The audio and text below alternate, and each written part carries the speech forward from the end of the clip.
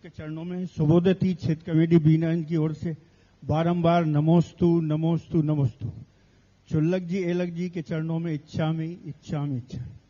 महाराज जी, आपके आशीर्वाद से सुबोधय अतिशय तीर्थ क्षेत्र भारत के तीर्थ क्षेत्रों में शामिल हो गया है। गुरुदेव, जो भी श्रावक आपके दर्शन के लिए आता है, आपके आशीर्वाद से, आपकी भावनानुसार, आपके आदेश का पालन करने को सहर्ष तैयार हो जाता है। पर आपने सुबोधय के अध्यक्ष अंकित जैन, आपके शब्दों में, जो कि भारत के सबसे बहुत भारी अध्यक्ष हैं, आपने इनको क्या गुरु मंत्र और विशेष आशीर्वाद दे रखा है। जो भी श्रावक इनके संपर्क में आता है वो सुबोधय तीर्थ क्षेत्र पर कुछ न कुछ बड़ा करने को तैयार हो जाता है। गुरुवर, मेरी जिज्ञासा का समाधान करें। नमोस्तु गुरुवर। सुबोधय तीर्थ क्षेत्र एक ऐसा तीर्थ क्षेत्र है जिसको उठाने के लिए बड़ी मेहनत करना है,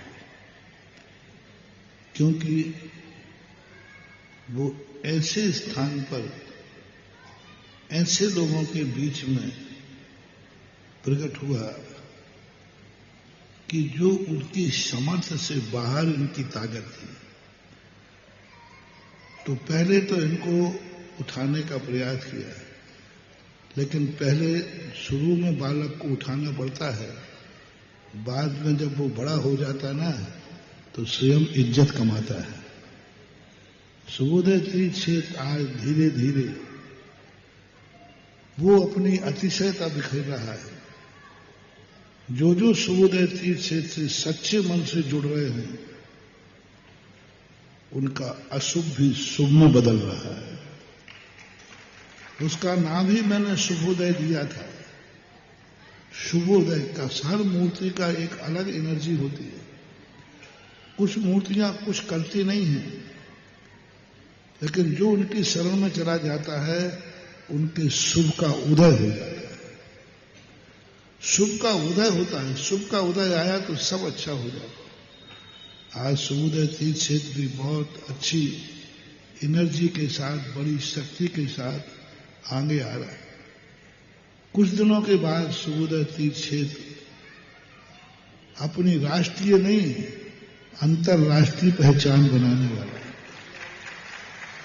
जिस क्षेत्र में, जिस भूमि में जमीन से निकल ऊपर आई और एक छोटे से गांव के पास होकर के भी उसने इतना बड़ा आकर्षण कि उन्होंने सुबोधय तीर्थ क्षेत्र में आज तक आचार्य श्री ने कभी किसी क्षेत्र के लिए नहीं भेजा,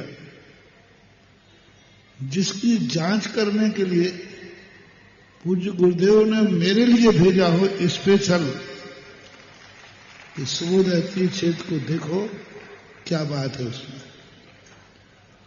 तो गुरु ने जब जांच के लिए आयोग बनाया और भेजा, उस क्षेत्र का आकर्षण इतना बड़ा है कि एमपी में होकर के भी बंबई में अपने भक्तों को खोज रहा है।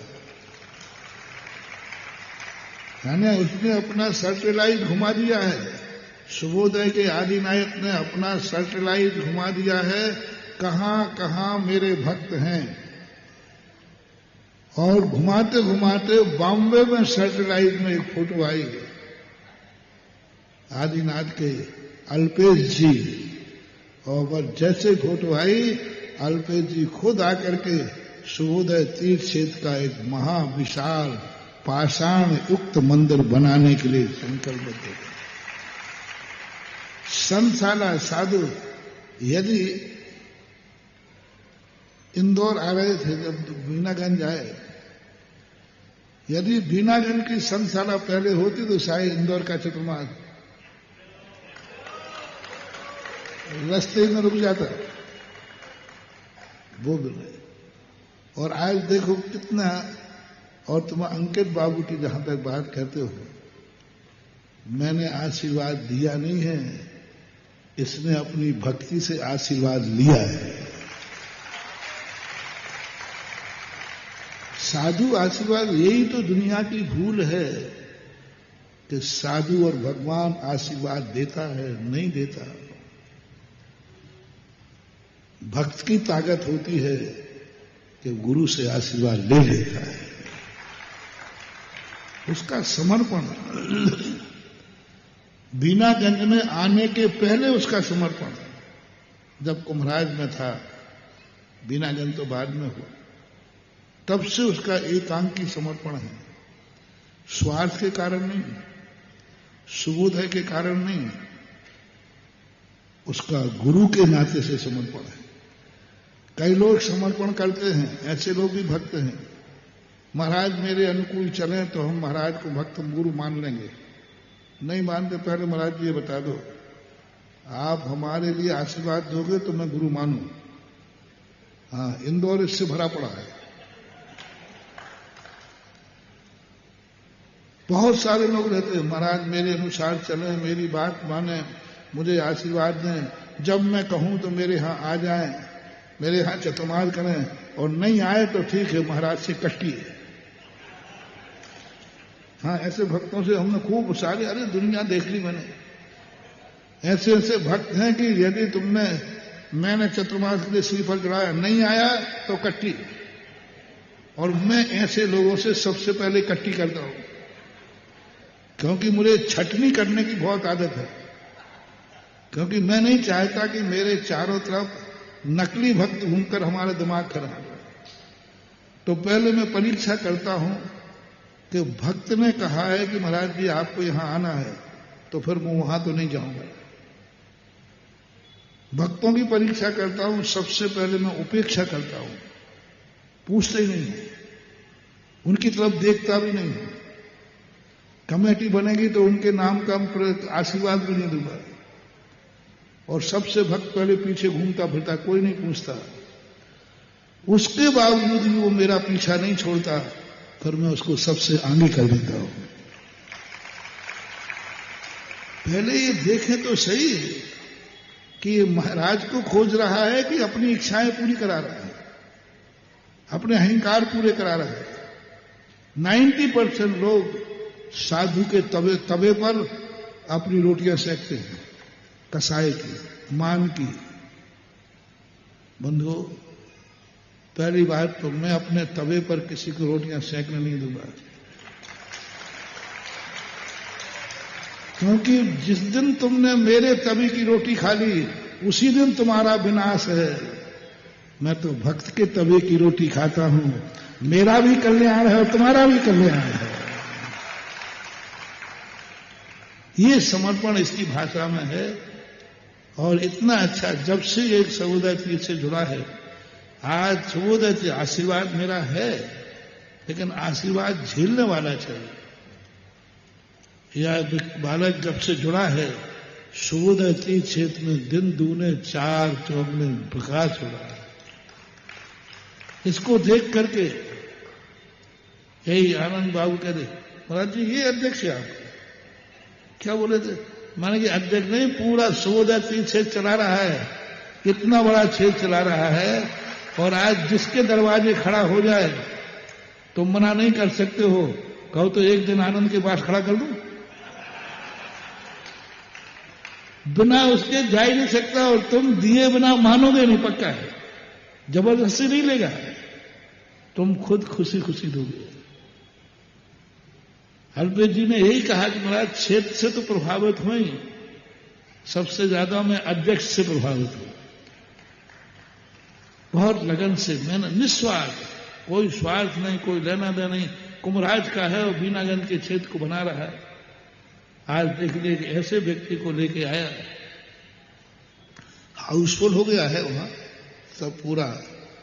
लेकिन फिर भी किसी के भाग्य से अभी मैं इस बार वहां आया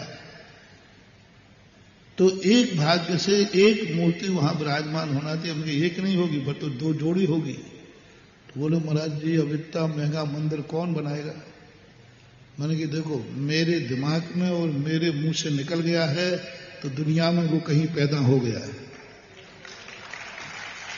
अभी तक का रिकॉर्ड यही है, क्योंकि मेरी इच्छा से मैं अपने लिए कभी बोलते ही नहीं, मैं अपने लिए कभी बोलते ही नहीं हूं। ना तो मैंने आज तक अपने लिए कोई तीर्थ बनाया, ना आज तक मैंने भगवान बैठा ले, मैं अपने लिए बोलता ही नहीं हूं, मैं जो और भगवान के लिए नहीं बोलता। दो ध्यान रखना, मैं भगवान के लिए आज तक कभी कुछ बोला नहीं, बोलूंगा नहीं, और अपने लिए भी नहीं बोलूंगा।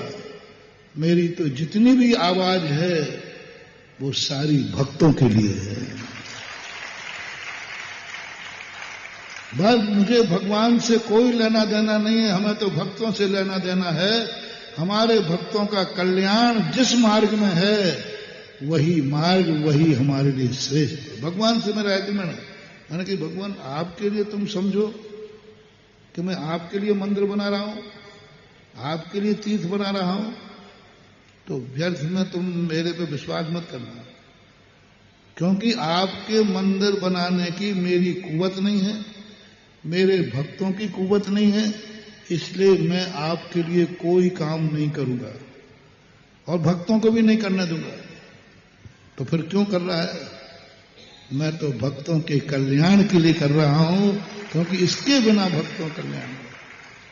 और मैंने कहा था कोई ना कोई जरूर कहीं ना कहीं कहरवा रहा है, भगवान बोलो, मेरा पुण्यानुबंधी पुण्य है, मैंने धन कमाया है किसी पुण्य में लगाने के लिए, आप बोलिए, कोई ना कोई आएगा। बिहार करते करते रास्ते में ही कहां थे, और आज पूरा आशीर्वाद लेने आया है। पूरा सूर्योदय तीर्थ क्षेत्र का पूरा मंदिर, जिसमें 15 फुट लगभग पद्मासन मूर्ति होगी। कितने फुट की? 15 फुट मंदिर मूर्ति होगी, और पूरा मंदिर बनाने की, वेदी बनाने के लिए स्वीकृति आई है। आशीर्वाद हो गया था रास्ते में, आज आशीर्वाद लेने आ रहे हैं। और 12 तारीख को इसी मंच से, आजकल हमने भी ऑनलाइन काम शुरू कर दिया है। हम कहां जाएंगे शिलान्यास के? तो हम यही ऑनलाइन शिलान्यास करा देते हैं और वो वहां भेज देते हैं। ऐसे परिवार हैं मेहरौनी जिला ललितपुर उत्तर प्रदेश के निवासी नवीन जी जैन, श्रीमती अभिलाषा, अभिनव, अभिषेक, समस्त परिवार द्वारा सुबोधय तीर्थ क्षेत्र बीनागंज पर 511 कलश के माध्यम से एक भव्य मंदिर का निर्माण कार्य की स्वीकृति है। ऐसे नवीन जी के परिवार के सम्मान में जोरदार ताली हो जाए, जिन्होंने पूर्व से ही महाराज जी बीनागंज से निकले थे विचार लेकर के, और रास्ते में ही अपना मन बना लिया था, और आज पूरे जन समुदाय के मध्य में आकर के आशीर्वाद लेने के बाद जोरदार तालियों की माला इनके गले तक पहुंचा दिया। महाराज जी हमेशा बोलते हैं कि एक ही हिंदुस्तान का अध्यक्ष है, अगर तेज आंधी आ जाए तो उसे पकड़ना पड़ेगा, इतना दुबला पतला है, लेकिन बुद्धिमत्ता इतनी प्रबल है कि जिसके पास बैठ जाए एक बार उसको अपना मन बना लेना पड़ता है। ये श्रीफल नहीं चढ़ा, ये श्रीफल नहीं, वो श्रीफल चढ़े हुए हैं। बंधुओं, ऐसे राम, जब गुरुवर रूपी राम किसी हनुमान के विषय में बात करते हैं तो देखिए क्या बातें निकल कर आती हैं। एक बार जोरदार तालियां बजाएगा और उनके पुण्य की अनुमोदना करें हम सभी।